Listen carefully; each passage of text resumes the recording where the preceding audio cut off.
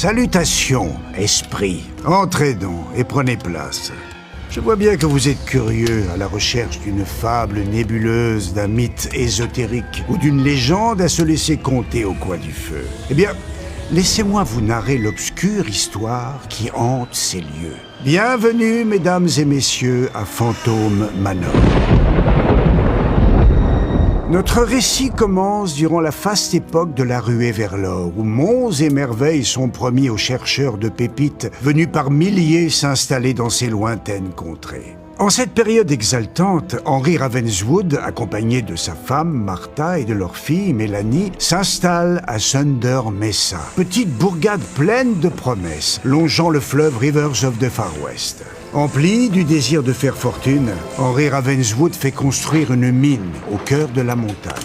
Son exploitation minière, la Big Thunder Mining Company, est rapidement florissante. En gage de leur nouvelle fortune, Henry Ravenswood fait alors bâtir tout en haut de la plus haute colline de Thunder Mesa un manoir somptueux, surplombant la ville de son opulence. Imaginez cette demeure de 4 étages, resplendissante dans son style victorien, fort audacieux pour l'époque. Au-devant, un grand porche couvert, et en haut, une tour se détachant du toit. Représentez-vous le jardin faste et fleuri, autour de 2 gazebos qui habillent cet ostensible décor, la fierté des Ravenswood. Toutefois, chers esprits, leur histoire ne s'arrêterait pas là. Car on dit à travers la vallée que c'est un autre événement qui aurait bouleversé la destinée de la famille à tout jamais. Mélanie Ravenswood aurait été courtisée par 4 prétendants et un mariage se serait profilé sous le regard désapprobateur d'Henry Ravenswood.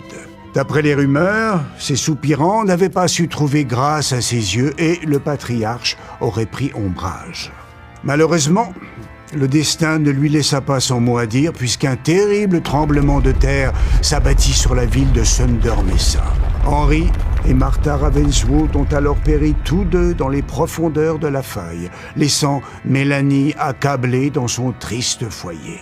Les murmures racontent que cela se déroula le jour de ses noces. Ou était-ce la veille? On ne saurait trop dire. Et c'est à ce moment-là, estimables esprits, que notre conte prend une tournure plus que ténébreuse.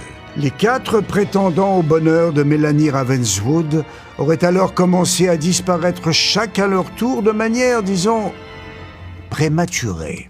Avez-vous entendu parler du sort d'Ignatius Knight, dont l'avenir explosa dans les fracas d'une pipe allumée au feu des dynamites? Ou même de Rowan D. Falls, qui tomba de haut lorsque sa barque l'emmena droit vers une cascade. Mais ne disait-on pas qu'il était pourtant un capitaine fort aguerri? Personne n'aimerait terminer sa vie comme Sawyer Bottom, qui fut tranché dans le vif de sa chair par une scie circulaire. Et quel triste destin que celui de Barry Claude, qui croisa la route d'un ours, qui le prit en chasse jusqu'à son dernier souffle. De tous les aspirants à la main de Mélanie Ravenswood, il n'en resta plus aucun. Mais en ce jour fatidique des noces, on dit que la future épousée, déjà parée de sa robe de mariée, ne put quitter ni sa tenue, ni ses lieux.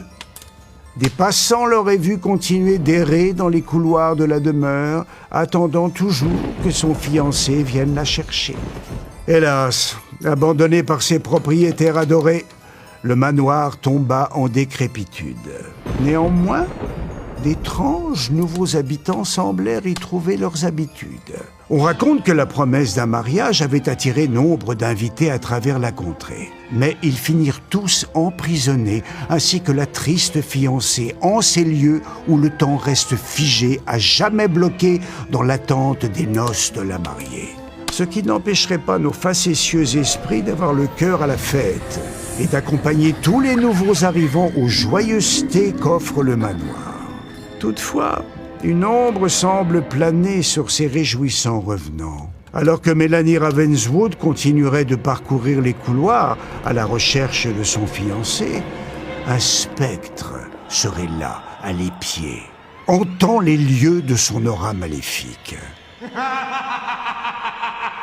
Mais qui est-il? Il parcourt le manoir comme s'il le connaissait. Et sa silhouette ne serait-elle pas sans rappeler celle de l'ancien propriétaire de la demeure?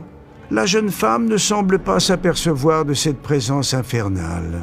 Mais vous, subtils esprits, je sais que vous voyez au-delà du miroir sa silhouette inquiétante. Suivez-moi dans cette histoire. Peut-être nous mènera-t-il à notre destin. C'est en plongeant au plus profond des entrailles du manoir que vous pourriez entendre l'écho d'une époque jadis joyeuse, souvenir lointain et fantomatique de la ville de Thunder Mesa. Certes, le maire n'a plus vraiment la tête sur les épaules, mais ses habitants y sont si accueillants. Peut-être un peu trop même. Ont-ils réellement envie de nous laisser partir ? Par ailleurs, le fantôme ne cesse de laisser deviner sa présence macabre. Certains récits racontent même qu'il est là pour accompagner le chaland jusqu'au cimetière de Boot Hill qui jouxte le manoir. En cette ultime demeure se trouve la tombe des bien malheureux Henry et Martha Ravenswood, unis à jamais dans la mort. Mais qu'est-ce qui attire le fantôme en ces lieux? Serait-ce parce qu'il cherche enfin un repos perpétuel? Non loin de là, leur fille Mélanie continuerait d'attendre son fiancé pour l'éternité. Mais quelque chose me dit qu'elle ne sera pas seule très longtemps. Ne dit-on pas que la mort n'est pas une fin, mais un nouveau commencement? Entrez donc. Entrez dans Phantom Manor, la demeure la plus hantée de Thunder Mesa. Écoutez bien ce que raconte notre histoire. Ou bien, tout cela serait-il vrai? C'est maintenant à vous de le découvrir.